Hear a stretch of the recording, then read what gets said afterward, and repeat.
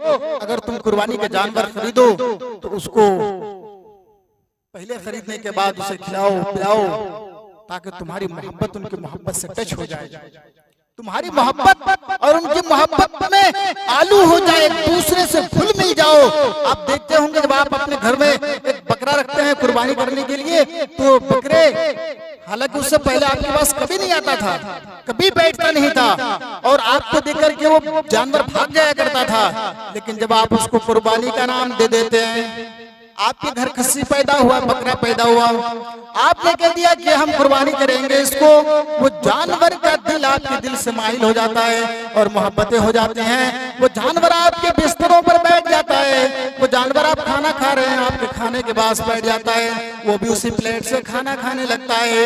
इतनी मोहब्बतें और इतनी प्यार बढ़ जाती है मेरे भाइयों। अल्लाह के रसूल सल्लल्लाहु अलैहि वसल्लम ने फरमाया कि जब तुम कुर्बानी करो तो ऐसा लगे कि हम उस जानवर को नहीं बल्कि हमारा दिल कटा जा रहा है। ऐसे मोहब्बत तुम्हारे उस जानवर से होनी चाहिए। आज तो 10 दिन बचा हुआ है, 12 दिन है, 8 दिन है, उसी जानवर खरीद के ला करके उसको कुर्बान कर देते हैं। मेरे भाइयों, पहले जानवर खरीद लीजिए और मोटा ताजा हट्टे कट्टे जानवर को खरीदिए। बहुत सारे लोग बताते हैं कि मौलवी साहब अगर हम हट्टे कट्टे जानवर खरीदते हैं तो वो जानवर कल क़यामत के दिन पुलसरात में पार होने के लिए काम आएगा। वनऊज़ु बिल्लाहि मिन शुरूरि अनफुसिना व मिन सय्यिआति अअमालिना। मन यहदिहिल्लाहु फला मुदिल्ल लहु व मन युद्लिलहु फला हादिय लहु। व अशहदु अल्ला इलाहा इल्लल्लाहु वहदहु ला शरीका लहु व अशहदु अन्ना मुहम्मदन अब्दुहु व रसूलुहु। अम्मा बादु फ़इन्न ख़ैरल हदीस किताबुल्लाह व ख़ैरल हदी हदी मुहम्मदिन सल्लल्लाहु अलैहि वसल्लम व शर्रुल उमूरि मुहदसातुहा व कुल्लु मुहदसतिन बिदअह व कुल्लु बिदअतिन ज़लाला व कुल्लु ज़लालतिन फिन्नार। अऊज़ु बिल्लाहि मिनश शैतानिर रजीम।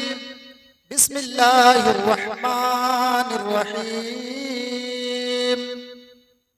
रब्बना इन्नी अस्कन्तु मिन ज़ुर्रिय्यतिन बिवादिन गैरि ज़ी ज़रअ इंद बैतिकल मुहर्रम रब्बि इश्रह ली सदरी व यस्सिर ली अमरी वहलुल उक़दतम मिन लिसानी यफ़क़हू क़ौली रब्बि ज़िदनी इल्मा।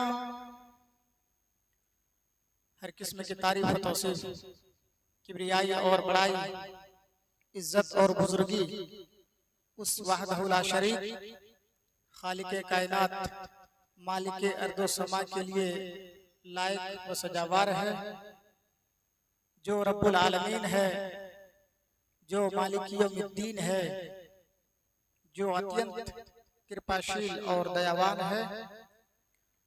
हम उस अल्लाह तबारक व तआला से दुआ करते हैं कि अल्लाह आलमीन क़यामत की सुबह तक बेशुमार लातादाद दरूद व सलाम की बेशुमार फूलों की बारिश फरमा तमाम नबियों पर, तमाम रसूलों पर, बिलउमूम और बिलखुसूस इमामुल अंबिया रहमतुल लिल आलमीन शाफ़े मैसर जनाब मुहम्मदुर रसूलुल्लाह सल्लल्लाहु अलैहि वसल्लम पर अल्लाहुम्मा सल्लि व सल्लिम व बारिक अलैहि।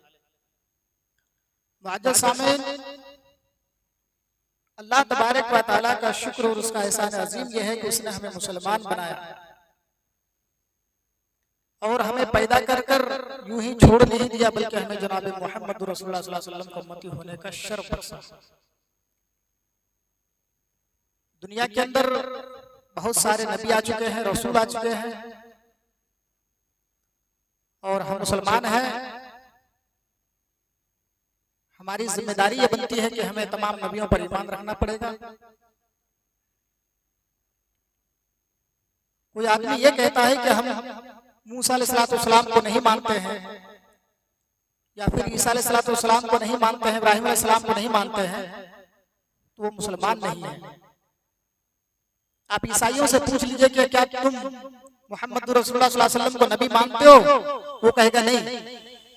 आप ईसाइयों से पूछिए कि तुम मोहम्मद रसूलुल्लाह सल्लल्लाहु अलैहि वसल्लम को नबी मानते हो? वो कहेगा नहीं। इब्राहिम अलैहिस्सलाम के मानने वालों से पूछे कि क्या तुम मोहम्मद रसूलुल्लाह सल्लल्लाहु अलैहि वसल्लम पर ईमान रखते हो? वो कहेगा नहीं।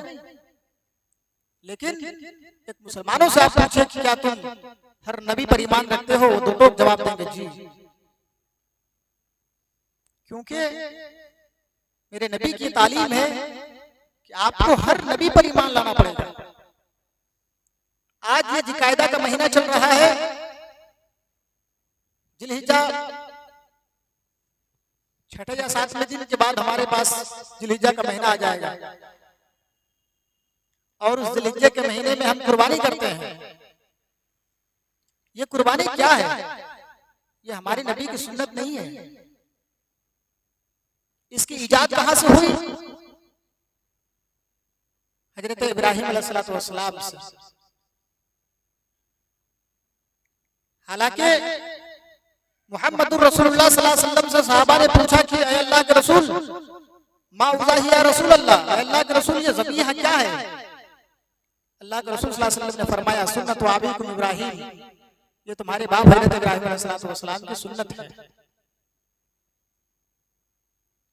जब अल्लाह के रसूल कोई काम करते थे, सहाबा फौरन सवाल करते थे, अल्लाह के रसूल ये आपने किया, हम भी करेंगे, क्योंकि आप हमारे नबी हैं, आप जो कर रहे हैं हमको करना पड़ेगा। तो अल्लाह के रसूल क्यों कर रहे हैं आप? क्या अल्लाह तबारक व तआला की तरफ से वही आई है और आपको बता कर गया है? तो अल्लाह के रसूल फौरन उनका जवाब दे दिया करते थे। आज आप लाखों काम जो कर डालिए, मौलवी साहब नहीं पूछेंगे कि मौलवी साहब ये काम मैंने किया है तो क्या ये गलत है या सही है, आप नहीं पूछेंगे। क्यों? साहब अगर पूछेंगे तो लोग बोलेंगे अरे यार इसको इतनी भी जानकारी नहीं कि जाकर के मौलवी से पूछ रहे हैं। शराब पीना गुनाह है, जुआ खेलना गुनाह है, शराब हराम है, बेधड़ल्ले लोग खाते पीते हैं, कोई सवाल नहीं। अगर मौलवी साहब के पास चले जाए तो मौलवी साहब बोलेगा अरे शराब पीना हराम है, और हम उसको छोड़ ही नहीं पाएंगे। अल्लाह के रसूल ने फरमाया कि अल उलमा वरसतुल अंबिया, अंबिया के वारिस है आलिम। अगर ये आलिम दीन नहीं रहे तो ये दीन नहीं रहेगा। तो मेरे भाइयों,